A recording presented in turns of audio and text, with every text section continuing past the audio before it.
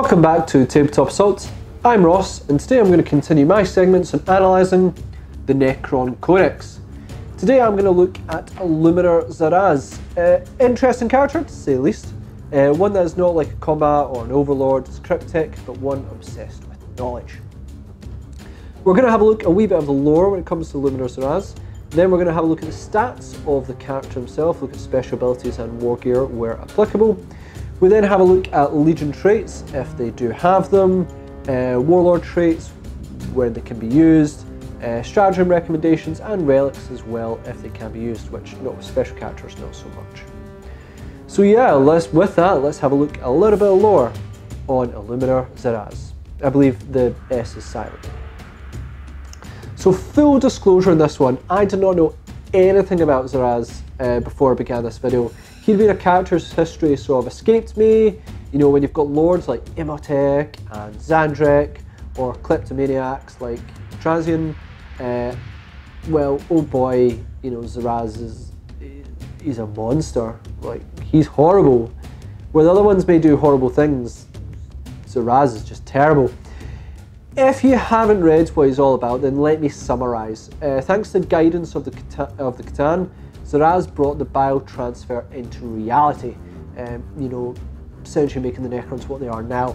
He is absolutely obsessed with knowledge and evolution and making himself something more. To quote the Codex, a god of pure energy. He wishes to improve himself, it appears both in body and in mind, trying to work out the mysteries of the universe and of being, which is a pretty noble goal. The one problem, however, is he thinks he's going to work this out and improve himself predominantly by performing vivisections on the denizens of the universe.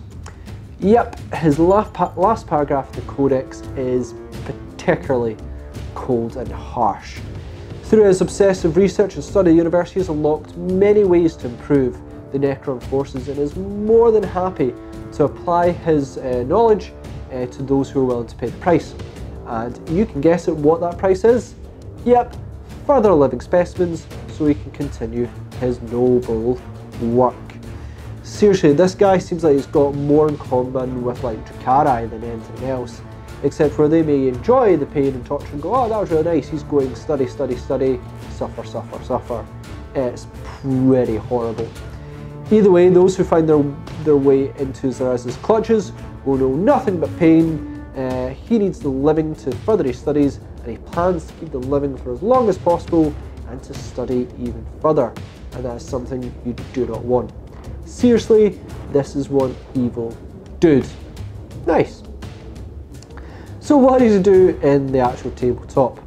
So he's got a movement of 6, which is surprisingly fast for a Necron. I mean, you usually see them around 5. I don't think even cryptics are 6. No, so his, you know, spindly legs, he's got a few extra. Get him a bit quicker. Weapon skill and ballistic skill 3+.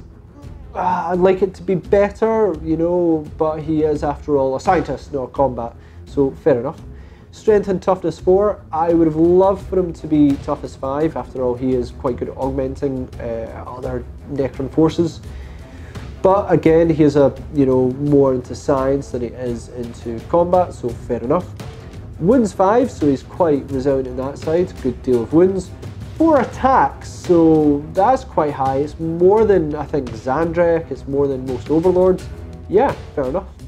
Leadership 10 and a 3+ save. Again, I would have preferred Illuminor Szeras in terms of his stat line to be more in the survival end. So 2+ save or toughness 5 would have been a lot more helpful, but for some reason they gave him an extra attack.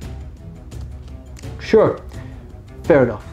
In terms of wargear, now he does have the Eldritch Lance. This works as a shooting and melee weapon.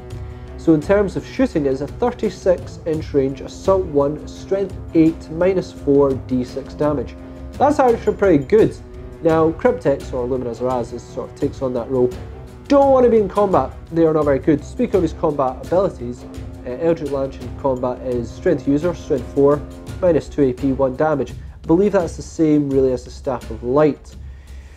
Really, you sort of want him in the battlefield, put out the Eldritch Lance, strength 8 and -4 AP is nothing to scoff at, and d6 damage, yeah, That's pretty good. It's essentially a last cannon, a shorter range, assault, and 1 less strength. It's pretty good, so keep him in the battlefield, shoot away, might do some serious damage if given half the chance.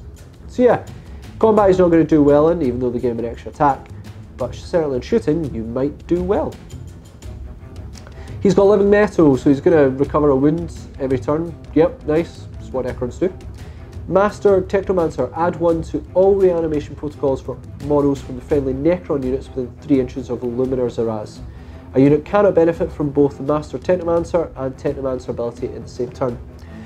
So this is quite good. This means that no matter what dynasty you're going for, he is able to augment, and more importantly, he can augment, Triarch Praetorians, which I believe no other way there is to, bring, up their reanimation, because they don't have, like Illuminor Szeras, they don't have a dynasty code, so they don't typically benefit from +1 reanimation from cryptics, because they should, I believe, only advantage to their dynasty. Yeah, so that is the case.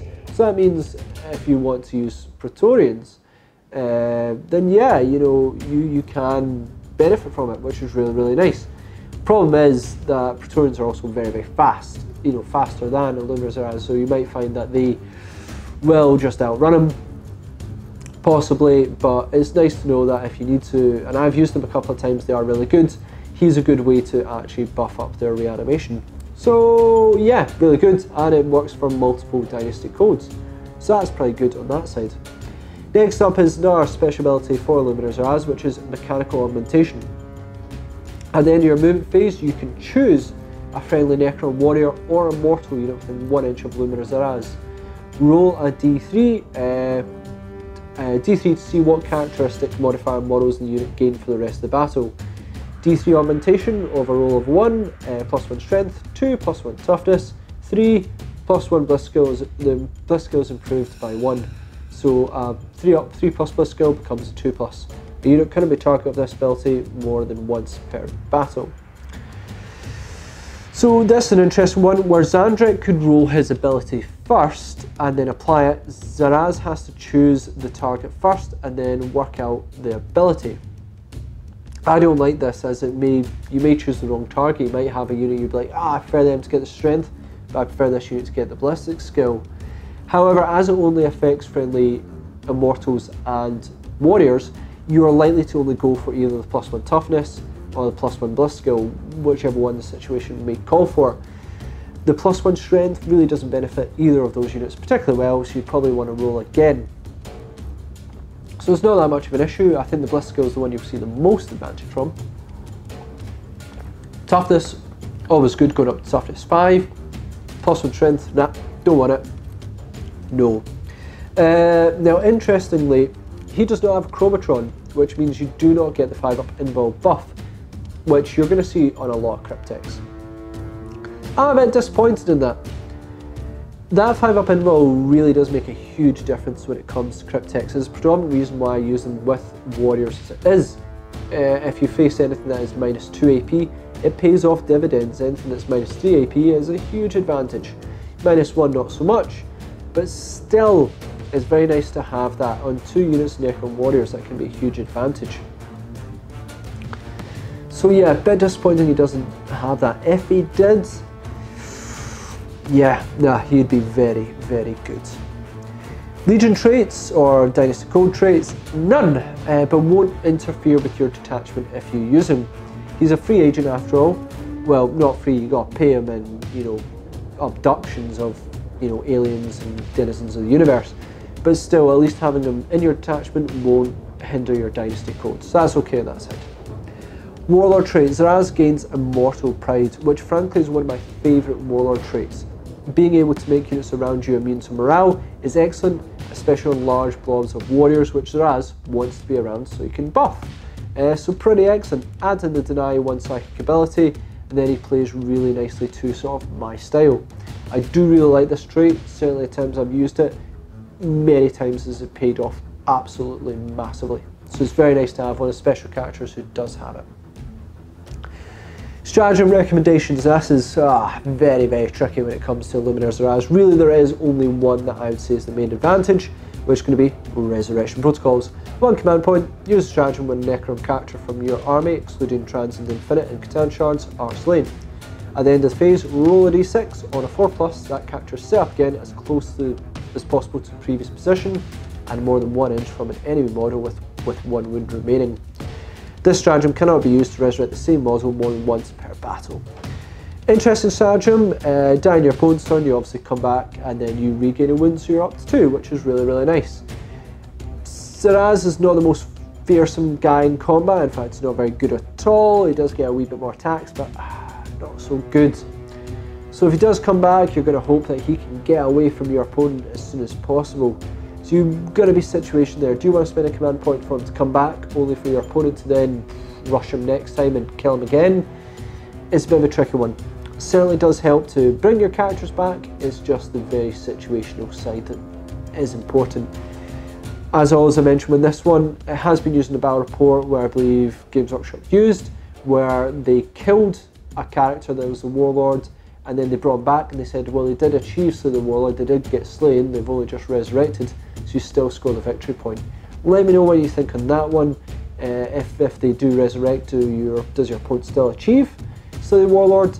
It's an interesting conundrum, but as rules at the moment is going by as soon as they slay the warlord, they score it.